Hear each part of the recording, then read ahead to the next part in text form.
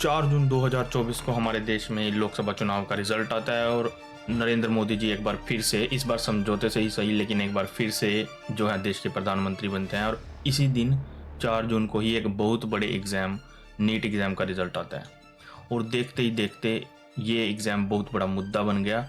हर जगह NEET exam NEET scam की बात हर जगह होने लगी। मुझे 715 नंबर मिल जाएंगे। ये सब स्कैम है जो मेरे साथ किया जा रहा है। नहीं चाहिए मुझे मेडिकल की सीट। मेरा तो नीट पर से विश्वास उठ चुका है और दोबारा मैं नीट में कभी कदम नहीं रखूंगी। डॉक्टर्स मुबारक हो जो बाहर निकलेंगे कल को उन्हीं की किडनी बेचेंगे। साइंस की स्टूडेंट हूँ, पढ़ना चाहती हूँ और आगे बढ़ना चाहती हूँ। मेरी बस इतनी डिमांड थी कि मेरी OMR शीट को चेक करें वो लोग, बाकी मुझे कुछ नहीं पता। तो चलिए बात कर लेते हैं नीट एग्ज़ाम।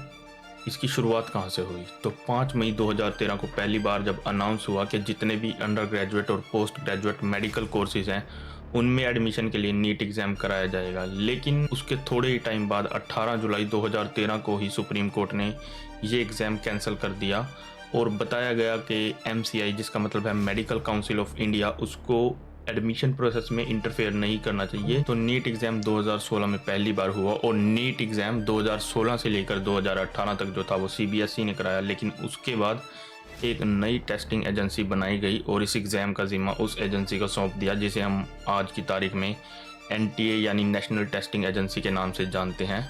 तो इस साल नीट एग्ज़ाम जो है वो 5 मई को हुआ और नीट एग्ज़ाम में इस साल उससे पहले से ही काफ़ी गड़बड़ लग रही थी इस एग्ज़ाम को लेकर। और इस सब की शुरुआत होती है 9 फरवरी से, जब नीट एग्ज़ाम के लिए रजिस्ट्रेशंस ओपन हुए और रजिस्ट्रेशन डेट को जो है वो 16 मार्च तक एक्सटेंड कर दिया गया। यहाँ तक सब कुछ नॉर्मल लग रहा था, सब कुछ ठीक ठाक लग रहा था। लेकिन फिर अचानक से 9 अप्रैल और 10 अप्रैल को इस रजिस्ट्रेशन डेट को ऑनलाइन दोबारा ओपन किया गया। क्या इस रजिस्ट्रेशन डेट को दोबारा ओपन स्टूडेंट्स के कहने पर किया गया? नहीं, बल्कि स्टूडेंट्स के सवाल थे। जब ऑलरेडी रजिस्ट्रेशन डेट जो है एक्सटेंड कर दी गई थी तो फिर किसके कहने पे जो है इसको दोबारा से ओपन किया गया? इस चीज़ को लेके काफ़ी सवाल खड़े हुए। हर साल लाखों स्टूडेंट्स जो है नीट एग्ज़ाम देते हैं और हर साल की तरह इस साल भी 23 लाख से ज़्यादा स्टूडेंट्स ने नीट एग्ज़ाम दिया। जिस दिन एग्ज़ाम था यानी 5 मई को ही देश के अलग अलग हिस्सों से पेपर लीक की खबरें आने लगी। तो राजस्थान से एक खबर आई जिसमें बताया गया कि स्टूडेंट्स को क्वेश्चन पेपर दिए गए जिनमें आंसर्स ऑलरेडी पहले से ही टिक थे और फिर उनसे वो क्वेश्चन पेपर वापस ले लिए गए। और एक न्यूज़ आई थी जिसमें बताया गया कि स्टूडेंट्स को जो है गलत क्वेश्चन पेपर डिस्ट्रीब्यूट कर दिए गए थे। और जो सबसे शॉकिंग न्यूज़ थी वो थी पटना से, बिहार के पटना शहर से। और उस न्यूज़ में पता लगा कि बिहार पुलिस ने 13 लोगों को अरेस्ट किया, जिसमें से 4 तो स्टूडेंट्स थे जिन्होंने खुद एग्ज़ाम दिया था और उन 4 में से एक ने एडमिट भी कर लिया था कि उनको जो है क्वेश्चन पेपर एग्ज़ाम से पहले ही यानी एग्ज़ाम से एक रात पहले ही मिल गए थे और उन क्वेश्चन पेपर में उनको आंसर ऑलरेडी टिक थे। और उन्होंने बताया कि क्वेश्चन पेपर विद आंसर्स 30 से ज़्यादा स्टूडेंट्स को प्रोवाइड किए गए थे, जिसके उन्होंने 30 से 50 लाख रुपए पे किए थे। और उन 13 लोगों में से एक आदमी ऐसा भी था जिसका पहले भी UPSC और अलग अलग तरह के एग्ज़ाम लीक में नाम आया है। लेकिन इन सब चीज़ों से अलग भी काफ़ी चीज़ें ऐसी हैं जो कि पॉसिबल ही नहीं है नीट एग्ज़ाम में, नीट एग्ज़ाम के पैटर्न के अनुसार। लेकिन इस साल वो चीज़ें सब पॉसिबल हुई हैं। उनमें से कुछ चीज़ें ऐसी हैं जो मैं आप लोगों से डिस्कस करूँगा अभी। तो मैं आप लोगों को बता दूं कि नॉर्मली हर साल 1 या 2 स्टूडेंट होता है जो 720 मार्क्स लेकर आता है, 100% मार्क्स लेकर आता है और ऑल इंडिया रैंक 1 लेके आता है। लेकिन इस बार 1-2 नहीं बल्कि पूरे 67 बच्चों के जो हैं 720 में से 720 नंबर आए हैं।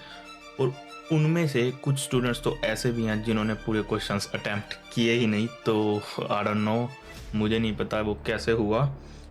और उनमें से उन 67 बच्चों में से 6 बच्चे तो एक ही सेंटर से हैं। और अगर उसको भी मैं अलग पे रख दूं, थोड़ी देर के लिए साइड में रख दूं, तो इस एग्ज़ाम में ग्रेस मार्किंग का कोई प्रावधान ही नहीं है। लेकिन इस बार बच्चों को ग्रेस मार्क्स भी मिले हैं, जिसकी वजह से 718 और 719 नंबर मिले हैं, जो कि नीट एग्ज़ाम के पैटर्न के अनुसार पॉसिबल नहीं है। और ये 2 बच्चे भी जिनके 718 और 719 नंबर हैं उसी सेम सेंटर से हैं जहां से वो 6 बच्चे हैं जिनको 720 में से 720 नंबर मिले हैं। ये सभी 8 बच्चे हरियाणा के झज्जर सेंटर से हैं। और एक जो सबसे बड़ा सवाल है, जो मेरा खुद का सवाल भी है, वो ये है कि रिज़ल्ट की जो डेट थी उसको चेंज क्यों किया गया? जब ऑलरेडी वो डिसाइडेड थी रिज़ल्ट की डेट 14 जून को, तो उसको चेंज करके 4 जून को क्यों किया गया?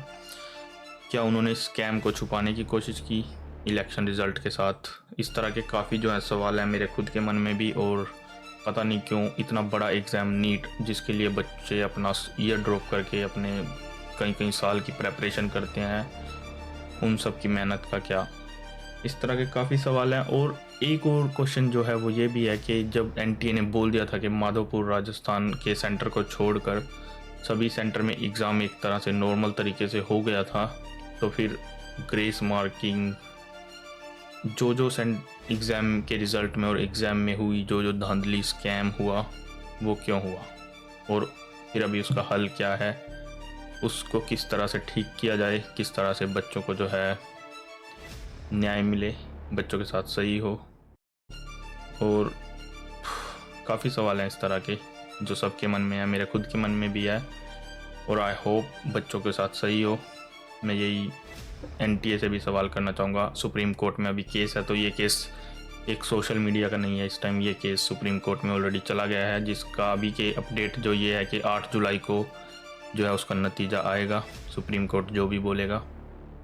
और जस्ट होप के स्टूडेंट्स के साथ सब सही हो, क्योंकि बहुत सारे डिज़र्विंग स्टूडेंट्स को इस स्कैम के चलते जो उनका कॉलेज था, जो उनकी मेहनत थी, वो ख़राब हो सकती है, और कोई ऐसा नहीं चाहेगा कि ऐसा हो।